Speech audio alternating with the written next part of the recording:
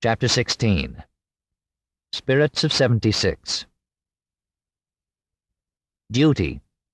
That which a person owes to another, that which a person is bound by any natural, moral, or legal obligation to pay, do, or perform.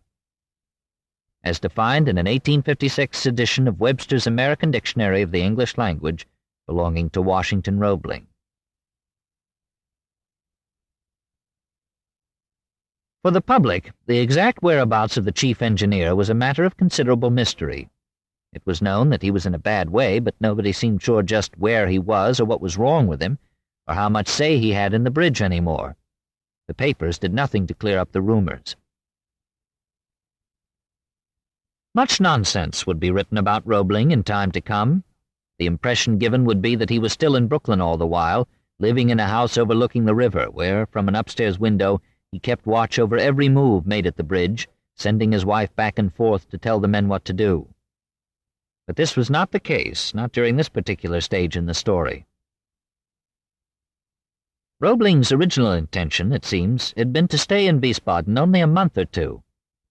But he and Emily had stayed on in the old resort on the Rhine for nearly 6 months, hoping against hope that the warm alkaline springs would work a transformation for him.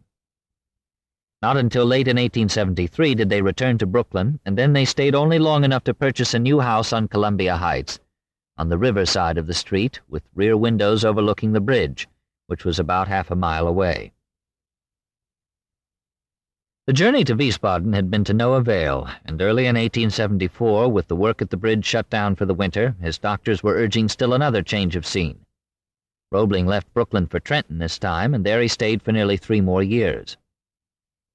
So the entire time the towers were being finished, the anchorages built, the cable-making machinery assembled and set in position, the chief engineer was nowhere near the bridge and could see nothing of it. And in light of this fact, his achievements seem all the more phenomenal, for a vigilance from Trenton was an even more extraordinary feat than it would have been from a bay window on Brooklyn Heights.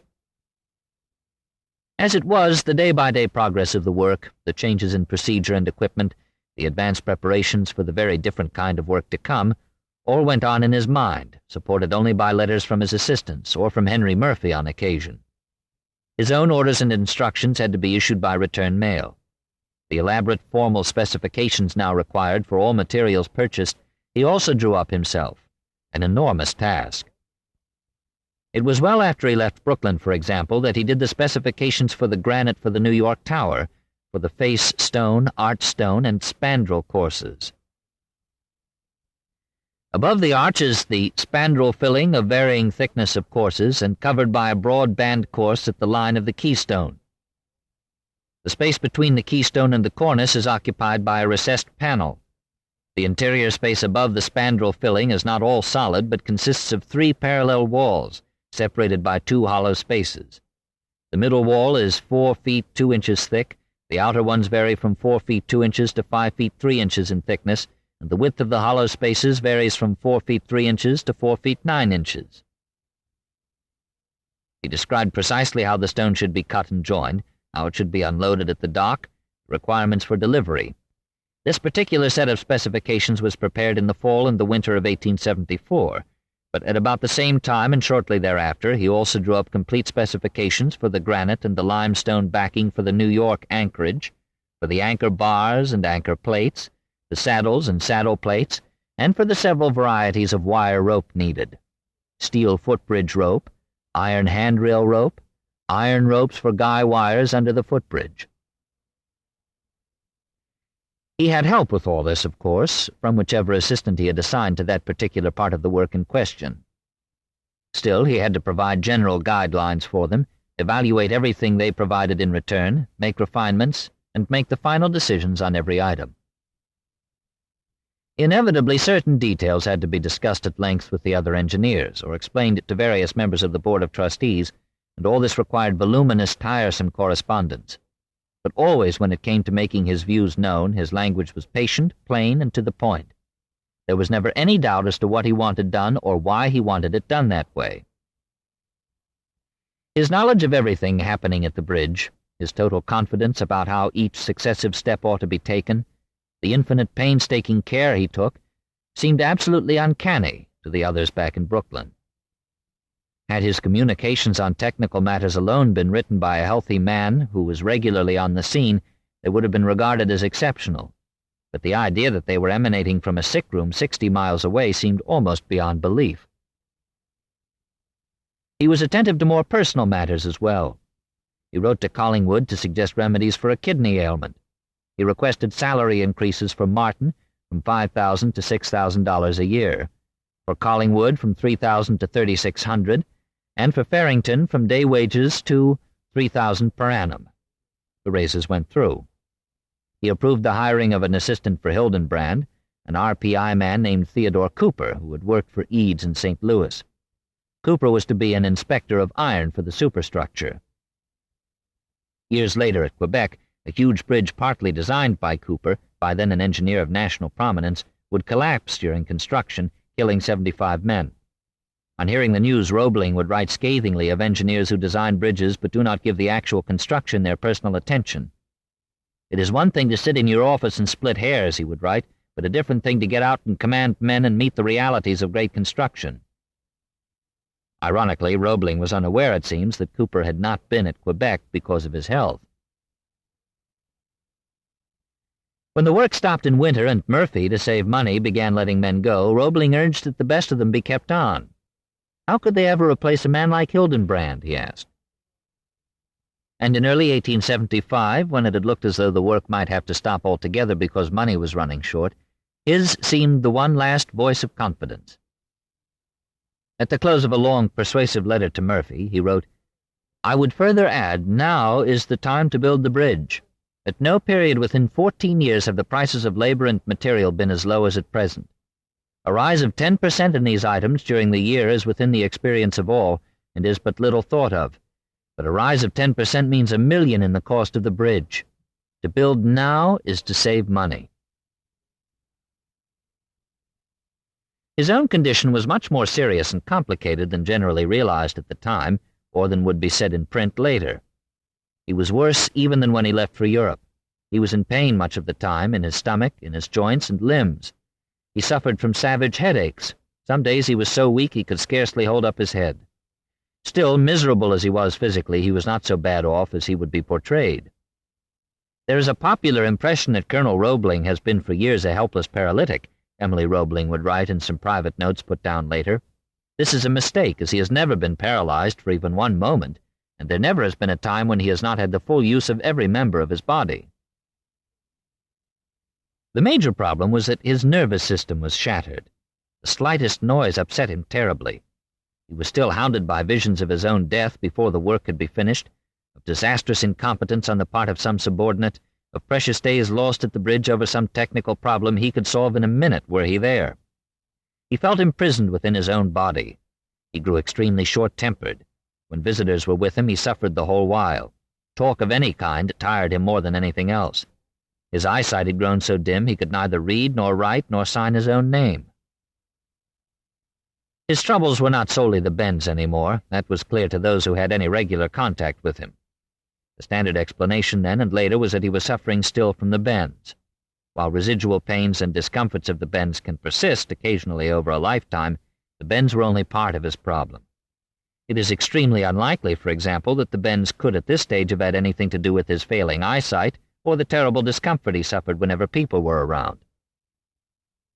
When describing his own condition in private correspondence, Roebling himself does not seem to have used the words bends or caisson sickness. He spoke only of a nervous disorder and of his crippled physical condition. Farrington would later describe him as being a confirmed invalid owing to exposure, overwork, and anxiety. There is indeed every indication that the strain he was under, the limits he had pushed himself to during the winter of 1872-73 to get everything down on paper, the anguish and massive frustration of knowing so much about what ought to be done but able to do so very little, all that on top of the physical torment of the caisson sickness had brought on what in that day was called nervous prostration. He always told others his agony was his own doing. He had pushed himself too far, he said. He longed for rest. It was the one and only cure he had faith in, but he simply had no time for that. Collingwood, it seems, was also nearing a collapse of some sort, and Roebling, gravely concerned about his old college friend, offered some revealing advice. "Regarding your health, my counsel would be to sit down and keep quiet. Above all, don't let a fake ambition lead you on to undertaking tasks that will only break you down all the more. You are no doubt beginning to find out, as I have found out long ago, that nervous diseases are as intractable as they are incurable, and only through mental rest of all the faculties, and especially the emotions, can they even be palliated in the slightest degree." This letter, like all his correspondence with Brooklyn, the specifications and the rest, was dictated to Emily, who was in constant attendance as both nurse and private secretary. Gray-faced, he would lie propped up in bed or sit like an old man with a blanket over him in a chair by the window. She would sit close by, taking down what he said in a letter book. When he had finished, she would read it back to him. He would make a few corrections, then she would do a final draft in longhand and read that back to him once more. As a result, week by week, month by month, she was learning quite a lot about the engineering of a wire suspension bridge. The physical pain came and went. Frequently there were whole days when he felt well enough to be up and about the house, but everyone had to take extreme care not to upset him in any way. Since childhood he had been interested in geology and in collecting minerals. Now they became a passion. He began sending to one place and another around the country for different specimens. How he was able to take any enjoyment from them, with his sight so impaired, is a puzzle. But he did. Once, with a check for some new specimens, he had Emily include a note of explanation. "I am an invalid confined to the house, and minerals are the only things that do not tire or excite me." A few incidents concerning the bridge upset him no end. Somebody in Brooklyn had suggested there was a secret connection between the Roebling Wire Works and Carnegie's Keystone Bridge Company, implying that had been the reason why Keystone, not the lowest bidder, got a contract for anchor bars. Livid, deeply insulted, Roebling had sent off an icy reply to Murphy, saying he had no interest in the Keystone Company, financially, politically, socially, or any other way, and further stated that if the policy henceforth was to give contracts for supplies to the lowest bidders, irrespective of all other considerations, I hereby absolve myself from all responsibility connected with the successful carrying on of this work. It sounded perilously like a letter of resignation. The Eads lawsuit had also been a continuing aggravation for years now. In 1871, Eads had put in a claim for $5,000, saying that Roebling in the New York caisson had infringed on the design he had used in St. Louis. Roebling called the charge absurd. But presently, after Roebling was stricken with the bends, Eads had angrily attacked him in the pages of Engineering, the esteemed English journal. The thing that had set Eads off was a harmless paper by Roebling published in Engineering, in which Roebling had not, in Eads's opinion, credited Eads properly for placing his airlocks at the bottom of the shafts, partway inside the air chamber, instead of on top. Eads claimed he had been the first to do it that way, and said Roebling should have said as much. He accused Roebling of stealing the idea, and in a rather snide roundabout fashion dismissed the younger man for having no creative talents of his own. Eads's letter was written in April 1873, but it did not appear in the magazine until later in the spring, when Roebling had just arrived at Wiesbaden, in no shape for any more emotional strain than he was already under.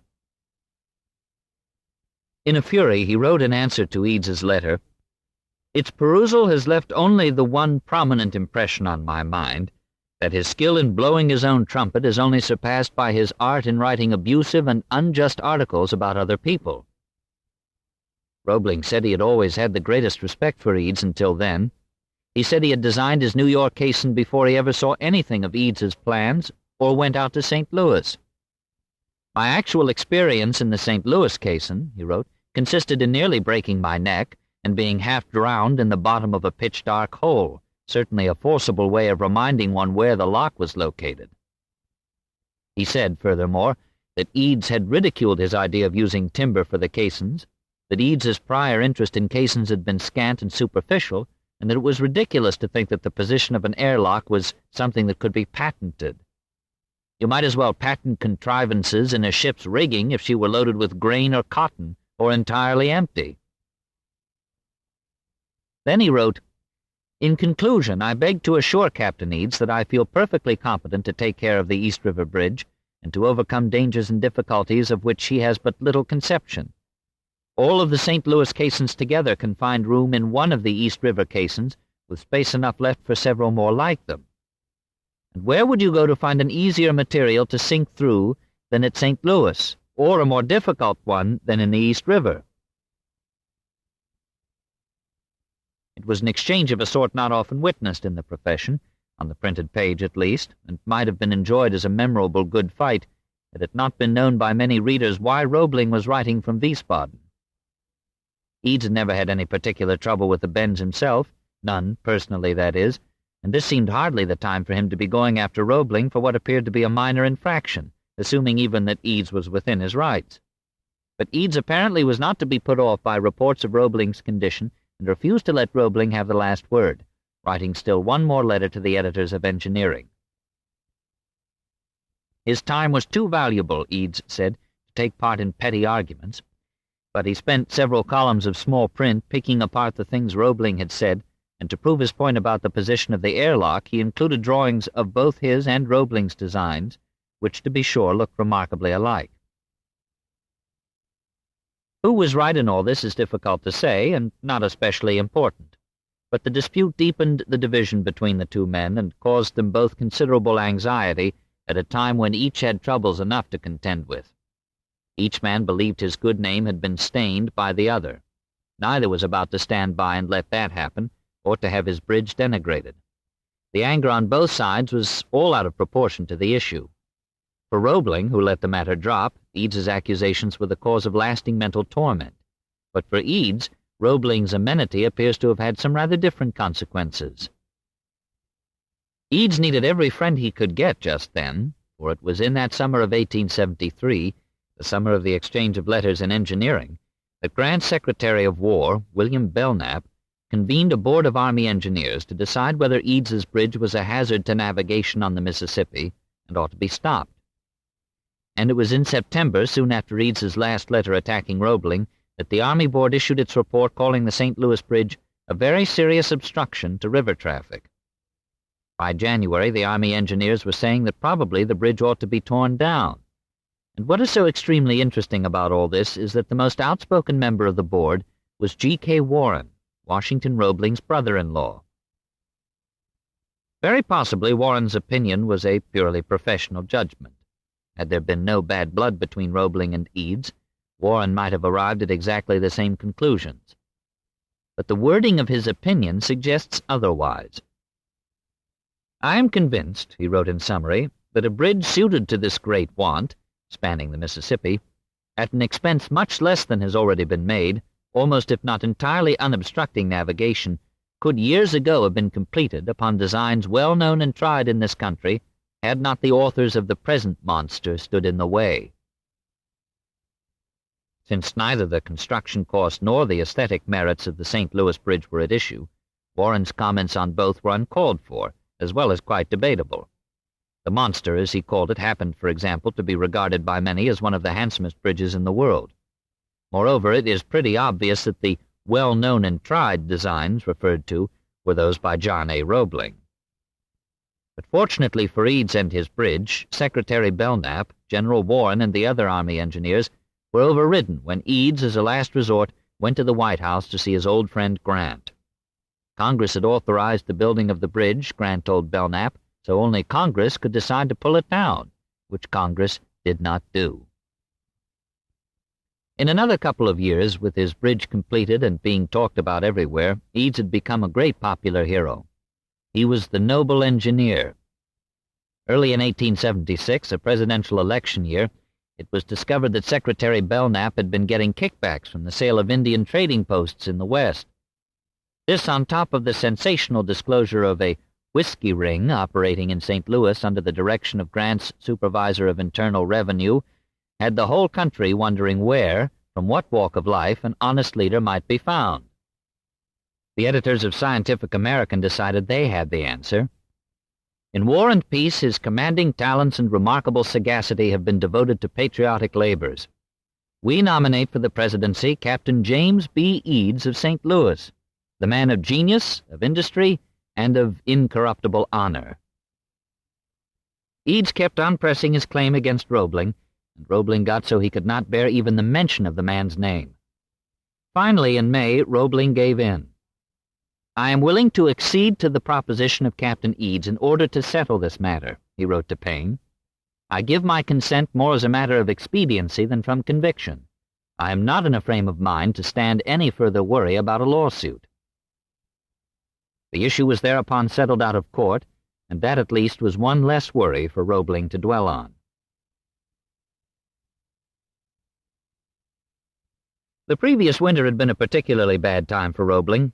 At one point his nervous state had become so unsettled, his physical discomfort so acute, that in a moment of total despair he decided to give up on the bridge. "My health has become of late so precarious a nature," he wrote to Henry Murphy, "that I find myself less and less able to do any work of any kind. I am therefore reluctantly compelled to offer my resignation as engineer of the East River Bridge. The hopes that time and rest would effect a change have been in vain, rest being simply impossible." The letter must have been ignored in Brooklyn, or perhaps it was never even sent. The one and only copy of it is in Emily Roebling's cardboard-backed letter book, written in pencil in December 1875. Maybe, just possibly, she wrote it herself, without his knowing it, at a moment when her own endurance failed, but then the moment passed. In any case, nothing came of the letter. The extraordinary thing is that Roebling's mind through all this time seems not to have been affected in the slightest. If anything, his powers of concentration, his remarkable gift for recalling in every detail things he had seen, seemed greater. No longer able to work problems out on paper as he always had, he did everything in his head. And when his younger brothers came to call on him, as they did from time to inquire about his health or to discuss problems at the mill, it was he who seemed able to sort things out quickest and come up with solutions. In fact, his ability to direct the family business, in absentia, seemed no less than his ability to direct the bridge, and nearly as vital. His brother Charles, who had come into the business in 1871 after finishing at Troy, had grown into a fastidious, intelligent-looking young man who wore a stovepipe hat and whose primary interest now was his work, which was the production side of the business. Ferdinand, who with his rimless spectacles and moustache appeared older than his age, 34 by 1876, was supposed to see to commercial matters.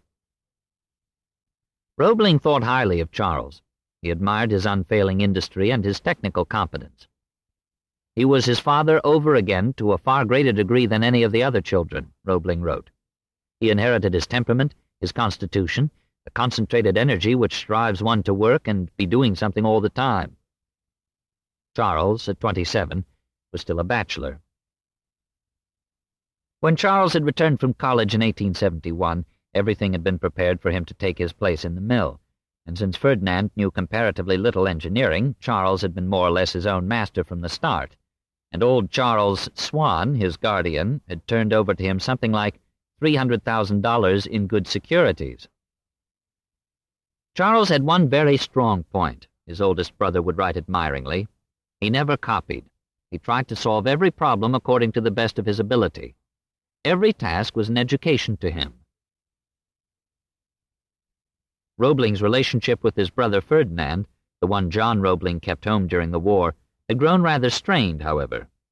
Charles Swan, who had always looked after things at the mill whenever a bridge was being built, was not the man he had been, and in the time Roebling had been away from Trenton, Ferdinand, or F.W. as he was called, had more or less taken charge. "He lost no opportunity to make me painfully aware of it," Roebling would write.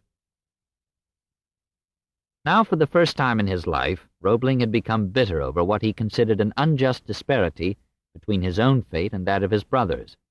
It was not at all like him, but his physical suffering, the endless confinement, the strain of everything he had on his mind, had begun to tell, and besides, his feelings were not without justification. He had been the only one of them ready and able to carry on what his father had left undone at Brooklyn, and he had been paying a terrible price for it. His brothers, both in perfect health, had had everything handed to them as he saw it. They were getting rich speedily and effortlessly in a business that had been all set up for them in advance, and that he felt he understood better than either one of them. He, on the other hand, and on top of all his other anxieties, was convinced he was nearly ruined financially. He never said a word about this publicly. The only record of his feelings is in private correspondence written years afterward. Nor is it possible to know whether his financial plight was quite so serious as he pictured it. His salary on the bridge remained at $10,000 a year, but his expenses, he estimated later, were twice that. The medical expenses were the worst. The 6 months in Europe had been particularly costly.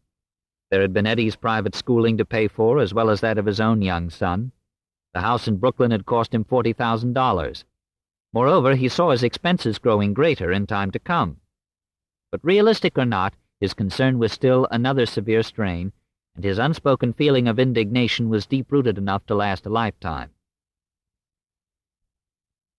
Nobody outside the family would ever know anything of this. What is more, the respect he commanded inside the family appears not to have been diminished in the slightest, either by the rise of his brother's fortunes or by the tragic turn his own life had taken. When it came time to incorporate John A. Roebling's sons in 1876, when Charles Swann was finally persuaded to retire, Ferdinand was made Secretary and Treasurer, Washington was made President. The identification of the name Roebling with the bridge at Brooklyn was, of course, quite a good thing for the family business. Unquestionably, the firm's reputation had already benefited.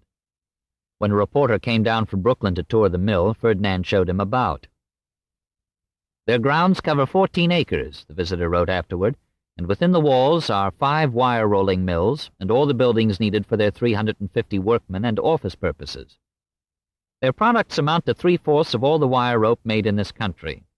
It was a rare sight to watch these busy workmen taking blocks of red-hot steel in their tongs from white-heat furnaces, passing them through rolling mills which stretched them until they lay upon the iron floor like interlacing snakes in bizarre shapes, ready to be carried by other hands to annealing furnaces, thence through other draw plates until the wire was prepared to bind together either the delicate handiwork of the jeweler or the 2 cities of New York and Brooklyn with their millions of inhabitants." The mill was then producing something like 450 miles of wire a day. Once the cable spinning commenced over the East River, the public would be treated to the most spectacular demonstration imaginable of the Roebling product, or so it was naturally assumed in Trenton, and during the last part of Washington Roebling's confinement there, he had the pleasant task of helping to plan a display for Machinery Hall at the Centennial Exhibition. A variety of Roebling wire and cable, some of it on big spools, would be set out within a display area framed with iron rope, draped as velvet rope would be customarily.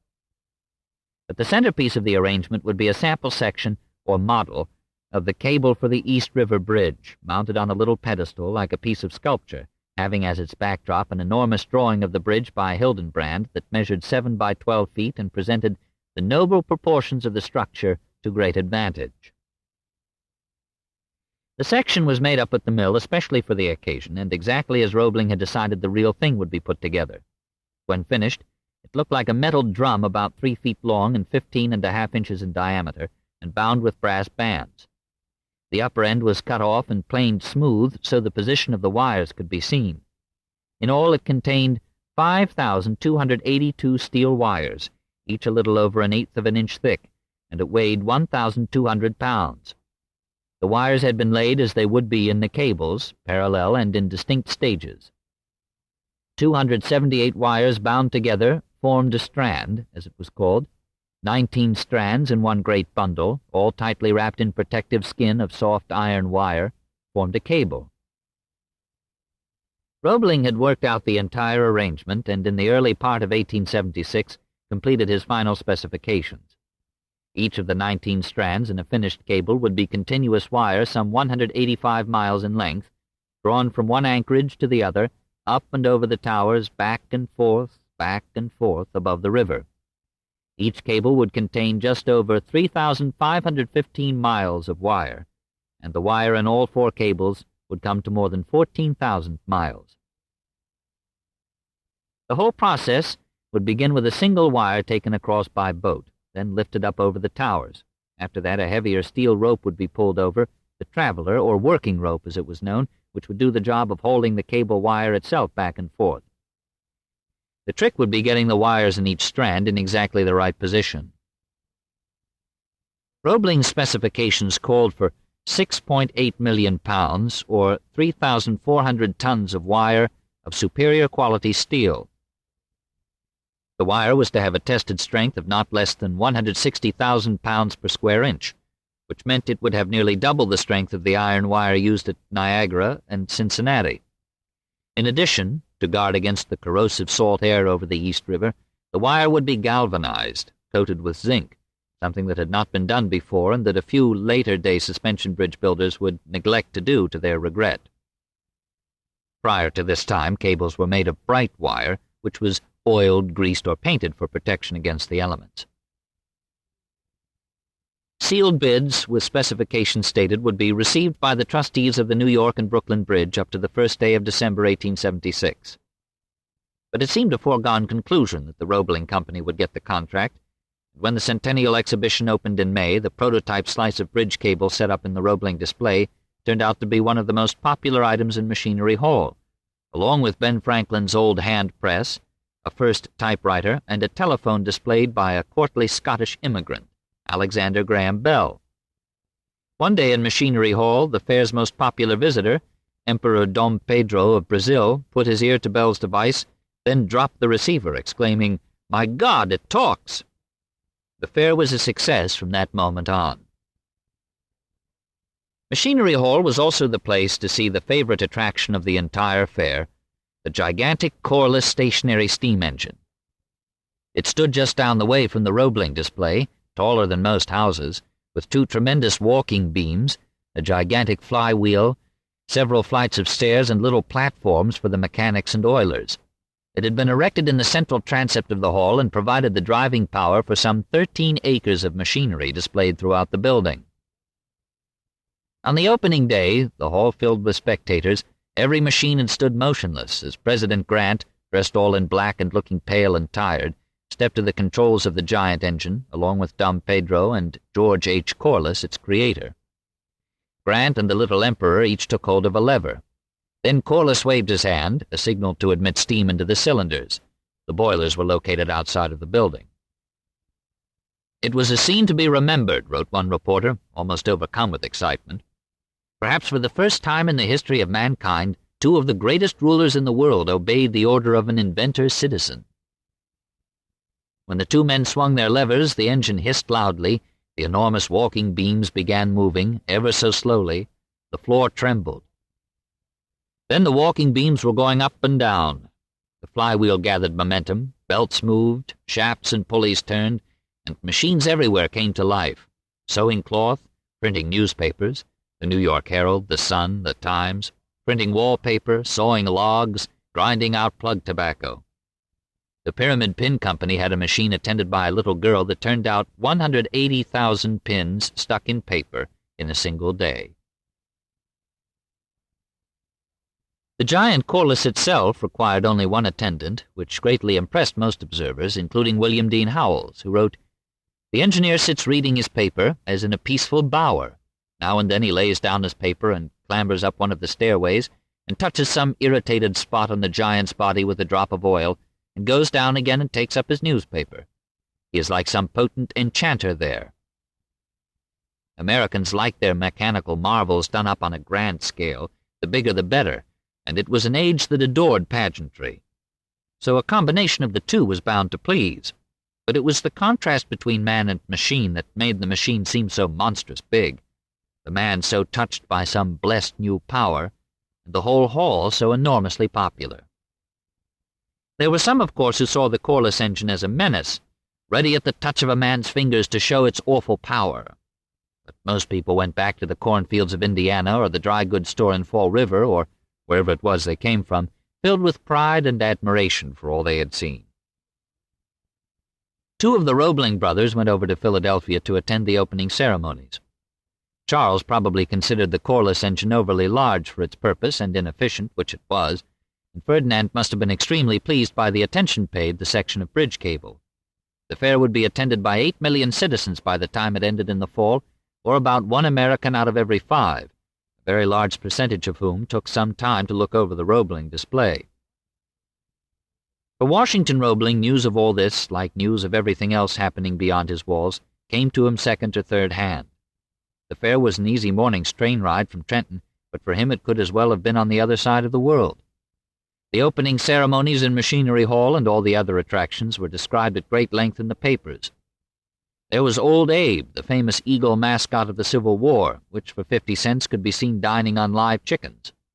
Or the gigantic hand and torch of the great Statue of Liberty lighting the world, a 100th birthday gift from the people of France.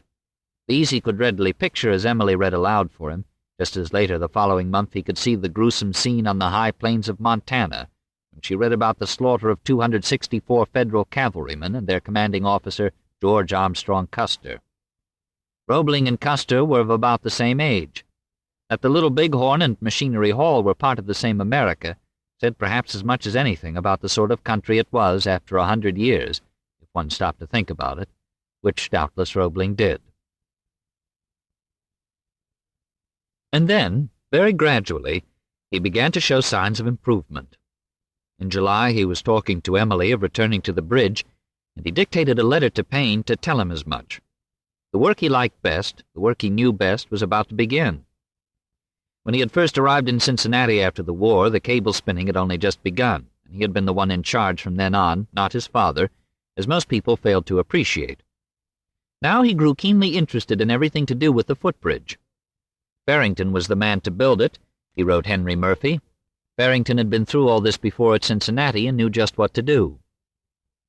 He is a man of great resource when unforeseen troubles arise, Roebling told Murphy, who already knew all about Farrington and his abilities. And he has the necessary coolness and perseverance and does not easily get frightened in time of danger. It was what someone else might have said about Roebling. Then on the afternoon of August 14th, shortly past 1 o'clock, a telegram was sent up to the Roebling house from the Trenton depot. It was from Payne. The first wire rope reached its position at 11 1/2 o'clock, was raised in 6 minutes. 2 other telegrams followed, one from John Prentice, treasurer of the Bridge Company, and one from Farrington late in the day. They reported what he hoped they would. After the first rope was in position, a second had gone across, the two to form an endless cable stretching from anchorage to anchorage.